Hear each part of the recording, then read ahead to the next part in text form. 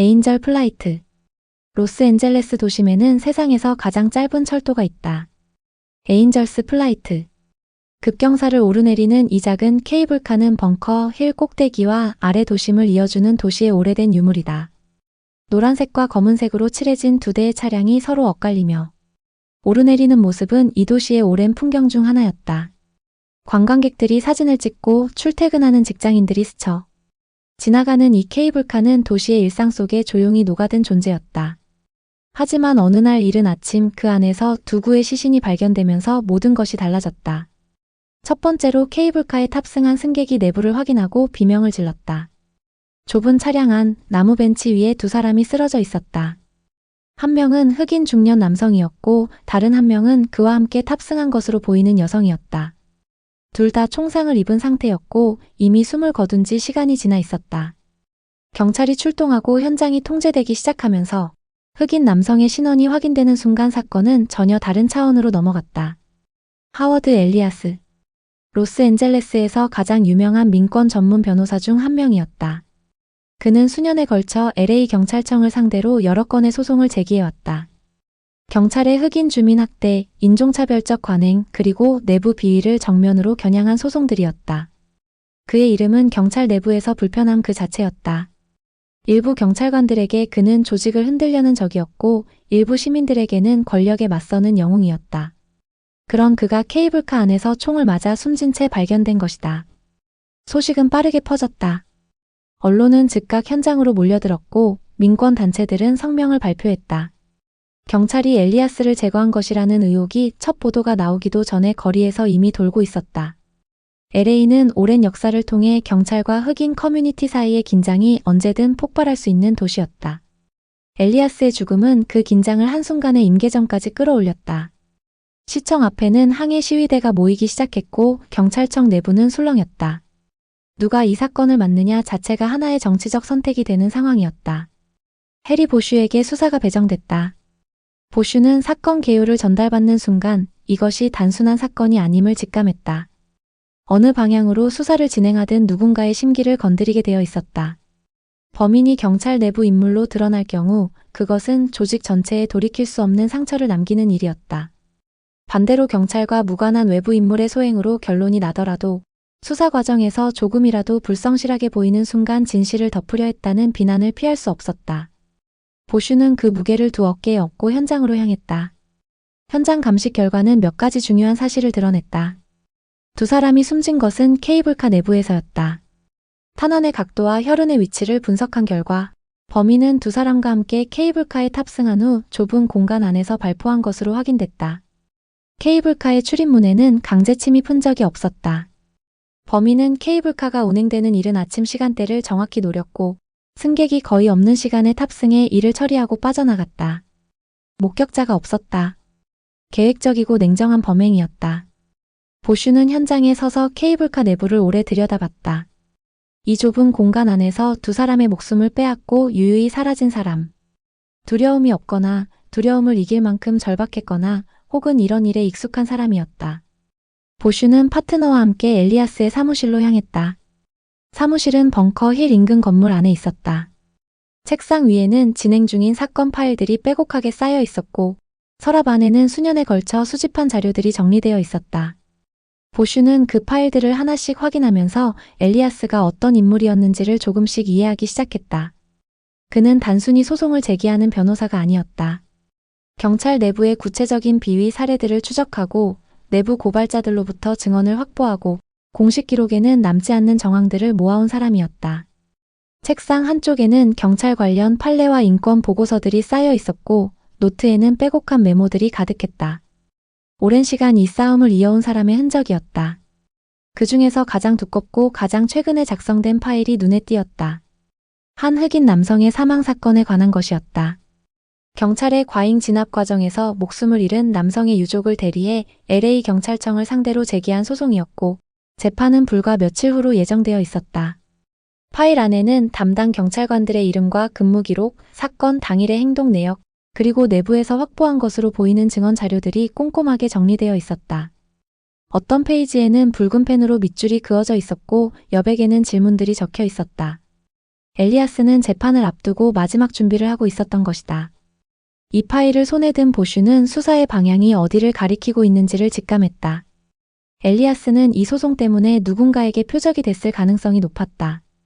보슈는 파일에 이름이 올라온 경찰관들을 하나씩 확인하기 시작했다. 그들의 근무 일정, 사건 당일 밤의 행적, 그리고 엘리아스와의 접점. 같은 조직의 동료들을 용의자로 바라보며 수사를 진행한다는 것은 결코 편한 일이 아니었다. 보슈는 오랜 세월을 경찰로 살아온 사람이었다. 그 세계의 문법을 알고 그 안에서 함께 일해온 사람들을 이해했다. 하지만 그 이해가 수사를 방해하게 둘 수는 없었다. 그는 감정을 억누르고 사실에만 집중했다. 경찰관이기 전에 진실을 쫓는 사람. 그것이 해리 보슈가 스스로에게 부여한 원칙이었다. 수사 대상 경찰관들과의 면담은 처음부터 순탄하지 않았다. 일부는 보슈의 질문에 방어적으로 반응했고 일부는 변호사를 요청했다. 직접적인 거짓말을 하는 사람은 없었지만 대답을 회피하거나 기억이 나지 않는다고 하는 경우가 반복됐다. 그들의 반응 방식 자체가 하나의 신호였다.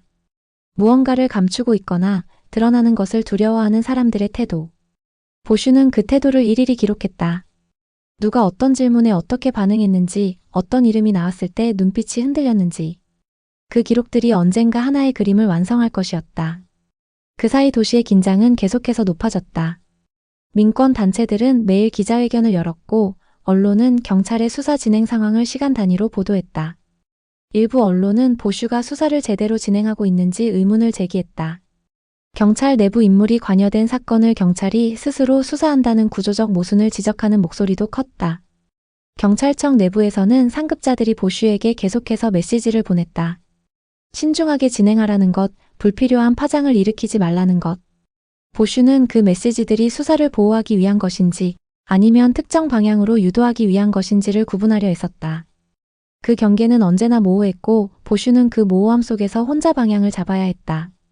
엘리아스의 개인 생활도 수사의 대상이 됐다. 그는 피해자이지만 동시에 그의 삶 속에도 수사가 건드려야 할 영역들이 있었다. 그의 주변 인물들, 가족관계, 그리고 그가 최근 들어 만나온 사람들. 엘리아스의 아내와 면담을 진행했을 때 그녀는 남편이 최근 들어 눈에 띄게 예민해졌다고 했다. 전화 통화를 밖에서 하거나 서류를 집에 가져오지 않는 날이 늘었다고도 했다. 무언가를 숨기려 했다기보다는 무언가로부터 가족을 보호하려 했던 것처럼 보였다. 보슈는 그 말을 들으며 엘리아스가 자신이 처한 위험을 어느 정도 인식하고 있었을 가능성을 생각했다. 그 과정에서 보슈는 엘리아스가 소송 외에도 개인적으로 민감한 정보를 수집해왔다는 사실을 알게 됐다. 그 정보는 소송과 직접 관련된 것이기도 했지만 동시에 특정 경찰관 개인에 대한 것이기도 했다. 공식 소송 서류에는 포함되지 않은 내용들, 법정 밖에서 협상 카드로 쓸 수 있는 종류의 정보들. 엘리아스는 소송을 위한 증거 수집과 개인적인 목적 사이의 어느 지점에서 위험한 정보를 손에 쥐고 있었던 것이다. 그 정보의 존재를 알게 된 누군가가 그를 위험하다고 판단했을 수 있었다. 보슈는 그 정보의 실체를 추적하기 시작했다. 엘리아스가 수집한 정보의 출처, 그것을 그에게 전달한 인물, 그리고 그 정보가 가리키는 방향. 사무실 파일들을 다시 꼼꼼하게 검토하면서 보슈는 반복적으로 등장하는 특정 이름 하나를 발견했다. 경찰 내부 인물이었다. 엘리아스와 오랫동안 비공식적인 접촉을 유지해온 것으로 보이는 사람. 공식 기록에는 어디에도 남아있지 않지만 파일 곳곳에 메모와 메모지의 흔적처럼 남아있는 이름이었다. 보슈는 그 이름을 중심으로 수사의 축을 다시 세우기 시작했다. 그 인물을 찾아가는 과정은 쉽지 않았다. 그는 보슈의 접근을 처음에는 완강하게 거부했다. 하지만 보슈가 엘리아스의 파일에서 발견한 내용들을 구체적으로 제시하자 상대방의 태도가 조금씩 달라지기 시작했다. 침묵 그리고 긴 망설임. 보슈는 그 망설임이 무엇을 의미하는지 알고 있었다. 무언가를 말하고 싶지만 말하는 것이 두려운 사람의 표정. 결국 그 인물은 입을 열었다. 그가 털어놓은 내용은 보슈가 예상하던 것보다 훨씬 복잡하고 오래된 이야기였다. 엘리아스가 소송에서 겨냥하고 있던 경찰관들 중 한 명이 수년 전 저지른 일이 있었다. 공식적으로는 정당한 법 집행으로 처리된 사건이었지만 내부에서는 그것이 은폐된 것이라는 사실을 아는 사람들이 있었다. 엘리아스는 그 사건을 파고들면서 은폐에 관여한 사람들의 이름을 하나씩 확인해가고 있었다. 그 리스트는 단순한 일선 경찰관이 아니라 경찰청 내부에 상당히 높은 위치에 있는 인물들까지 포함하고 있었다. 재판이 시작되면 그 이름들이 법정에서 거론될 수 있었다. 누군가에게 그것은 어떤 대가를 치르더라도 막아야 하는 일이었다. 보슈는 그 이름들을 확인하면서 수사가 단순히 한 명의 범인을 찾는 것을 넘어서고 있음을 느꼈다.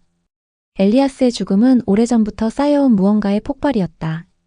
경찰 내부의 부패, 은폐된 폭력, 그리고 그것을 세상에 드러내려 했던 한 변호사. 보슈는 그 구조 전체를 들여다보면서 자신이 속한 조직에 대해 불편한 진실들과 마주쳤다. 그것은 그를 분노하게 만들었고 동시에 지치게 만들었다. 하지만 멈출 수 없었다. 케이블카 안에서 발견된 두 사람의 죽음은 실제하는 것이었고 그 진실을 밝혀내는 것은 보슈의 의무였다. 수사는 점점 더 핵심에 다가갔다. 보슈는 내부 고발자의 진술을 토대로 용의자의 범위를 좁혀나갔다. 케이블카 탑승 기록, 인근 감시 카메라 영상, 그리고 사건 당일 아침 각 경찰관들의 행적. 하나씩 대조해가는 과정은 느리고 지루했지만 보슈는 서두르지 않았다. 서두르다 빈틈이 생기면 법정에서 무너진다는 것을 그는 오랜 경험으로 알고 있었다. 그리고 마침내 하나의 이름이 모든 기록의 교차점에 놓이는 순간이 왔다. 용의자를 특정한 보슈는 확보한 증거들을 정리했다. 직접적인 물증은 충분하지 않았다. 하지만 정황 증거들이 하나의 방향을 가리키고 있었고 내부 고발자의 증언이 그것을 뒷받침했다. 보슈는 마지막 한 가지를 확인하기 위해 직접 용의자를 찾아갔다. 그 만남에서 보슈가 기대한 것은 자백이 아니었다. 그는 상대방의 반응을 보고 싶었다. 자신이 잡혔다는 것을 알게 됐을 때 어떻게 행동하는지. 그리고 그 반응은 보슈가 예상한 것보다 훨씬 격렬하게 나타났다. 충돌이 있었다. 보슈는 위험한 순간을 넘겼고 결국 범인은 체포됐다. 오래전부터 은폐되어 있던 진실이 보슈의 손에 의해 수면 위로 끌어올려졌다. 체포된 인물이 속한 조직 내부는 충격에 빠졌다. 언론은 다시 한번 들끓었고 이번에는 그 방향이 달랐다. 경찰이 스스로의 부패를 밝혀냈다는 보도와 이것이 빙산의 일각에 불과하다는 보도가 동시에 쏟아졌다. 보슈는 그 소란을 멀리서 바라봤다. 그는 인터뷰 요청을 모두 거절했다. 하지만 사건이 마무리된 후에도 씁쓸함은 가시지 않았다. 경찰 내부의 부패는 한 명의 체포로 사라지지 않았다. 엘리아스가 쌓아온 구조적인 문제들은 여전히 그 자리에 있었다. 리스트에 올라있던 다른 이름들은 직접적인 관여가 입증되지 않아 처벌받지 않았다. 그들은 여전히 경찰청 안에서 일하고 있었다. 보슈는 그것을 알면서도 자신이 할 수 있는 일이 끝났다는 것을 인정해야 했다. 법은 증거가 닿는 곳까지만 작동했다. 그 너머는 보슈의 영역이 아니었다. 에인절스 플라이트는 사건이 마무리된 후 다시 운행을 시작했다. 케이블카는 아무 일도 없었다는 듯 벙커 힐을 오르내렸고 사람들은 다시 그 안에 올라탔다. 도시는 계속 돌아갔다. 보슈는 어느 날 아침 그 케이블카 앞에 혼자 서 있었다. 탑승하지 않았다. 그냥 한동안 그것을 바라봤다. 노란색과 검은색의 작은 차량이 천천히 언덕을 오르는 모습. 이 도시가 얼마나 많은 진실을 그 화려한 표면 아래 묻어두고 살아가는지를 그는 다시 한번 느꼈다. 그는 그 진실들을 하나씩 끌어올리는 일을 계속할 것이었다. 그것이 해리 보슈가 살아가는 방식이었다. 수사 과정에서 보슈는 엘리아스가 단순히 법정, 소송만을 준비하고 있었던 것이 아니라는 사실을 점점 더 분명하게 확인했다. 그는 LA 경찰청 내부의 특정 파벌에 대한 독자적인 조사를 진행하고 있었다. 공식 소송과는 별개로 그것은 경찰청 내부에서 수십 년에 걸쳐 형성된 비공식 권력 구조를 겨냥한 것이었다. 서로를 보호하고 서로의 비위를 덮어주고 조직 내에서 자신들의 이익을 지켜온 사람들. 엘리아스는 그 구조의 이름과 얼굴들을 하나씩 모아가고 있었다. 그것이 그를 단순한 소송 상대가 아니라 제거해야 할 존재로 만든 것이었다. 보슈는 그 구조의 끄트머리를 잡고 안으로 들어가려 했다. 하지만 그것은 혼자 할 수 있는 일의 한계를 넘어서는 것이었다. 증거는 있었지만 직접적이지 않았고 증언은 있었지만 취약했다. 보슈는 자신이 가진 것들을 어떻게 법 안에서 작동하게 만들 수 있는지를 오랫동안 고민했다. 그 고민 속에서 그는 다시 한번 이 일을 계속하는 것이 얼마나 소모적인지를 느꼈다. 그러나 동시에 그것을 멈출 수 없다는 것도 알고 있었다. 케이블카 안에서 숨진 두 사람의 얼굴이 머릿속에서 지워지지 않는 한. 수사 도중 보슈는 예상치 못한 방향에서 도움을 받기도 했다. 엘리아스의 사무실 직원 중 한 명이 조심스럽게 보슈에게 연락을 해왔다. 엘리아스가 숨지기 며칠 전 중요한 서류 일부를 외부에 맡겨두었다는 것이었다. 만약 자신에게 무슨 일이 생길 경우를 대비한 조치였다. 엘리아스는 자신이 위험하다는 것을 알고 있었고 그것에 대비하고 있었던 것이다. 그 서류들은 보슈의 수사에 결정적인 연결고리를 제공했다. 보슈는 그것을 받아들고 오래 들여다봤다. 이 남자는 숨을 거두면서도 싸움을 이어가려 했던 것이다. 보슈가 용의자를 향해 최종적으로 움직이기 전날 밤 그는 오랫동안 혼자 앉아 있었다. 사무실 책상 위에는 수사 서류들이 펼쳐져 있었고 창밖으로는 LA의 야경이 내려다 보였다. 보슈는 이 도시를 바라보는 것을 좋아했다. 낮에는 혼탁하고 복잡한 이 도시가 밤에는 어딘가 아름답게 느껴졌다. 하지만 그 불빛들 하나하나의 뒤편에 무엇이 있는지를 아는 사람으로서 그 아름다움은 언제나 씁쓸한 뒷맛을 남겼다. 그는 커피를 한 모금 마시고 서류를 다시 펼쳤다. 내일이면 모든 것이 결정될 것이었다. 범인의 체포 이후 수사 결과가 공식 발표되면서 LA 경찰청은 전례 없는 내부 감찰을 시작했다. 엘리아스가 수집해온 자료들이 법원에 증거로 제출됐고 그것을 토대로 추가 조사가 진행됐다. 일부 경찰관들이 직위 해제됐고 일부는 자진 사퇴했다.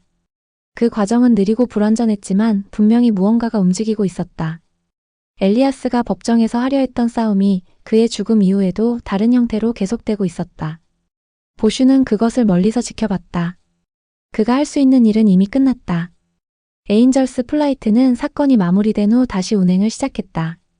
케이블카는 아무 일도 없었다는 듯 벙커 힐을 오르내렸고 사람들은 다시 그 안에 올라탔다.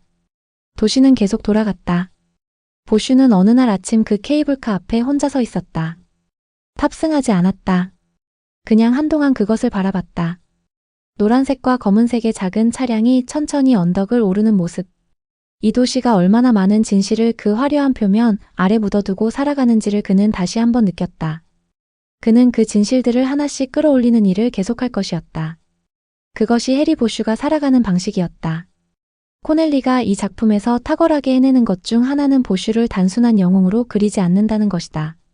그는 옳은 일을 하지만 그 과정에서 규칙을 어기고 상급자와 충돌하고 때로는 위험한 선택을 한다. 경찰 내부 임무를 수사하면서 그가 느끼는 내적 갈등은 이 소설 전체에 걸쳐 조용하지만 묵직하게 흐른다. 보슈는 조직을 믿고 싶어 한다. 하지만 그 조직이 스스로의 죄를 덮으려 할 때 그는 조직보다 진실을 선택한다. 그것이 그를 외롭게 만들지만 동시에 그를 해리 보슈답게 만드는 것이기도 하다. 에인절 플라이트는 시리즈 중에서도 사회적 긴장감이 가장 선명하게 살아있는 작품 중 하나다. 인종 문제, 경찰 부패, 그리고 정의의 불균형. 코넬리는 이 묵직한 주제들을 보슈의 수사 속에 자연스럽게 녹여낸다. 범인을 찾는 과정이 동시에 보슈 자신이 속한 조직의 민낯을 들여다보는 과정이 되면서 이 소설은 단순한 범죄 소설의 경계를 훌쩍 넘어선다. 보슈는 언제나처럼 진실을 향해 걷는다. 그 길이 불편하고 위험하더라도. 그리고 그 걸음이 멈추지 않는 한 이 시리즈는 계속해서 이 도시의 어두운 면을 우리 앞에 펼쳐 보일 것이다.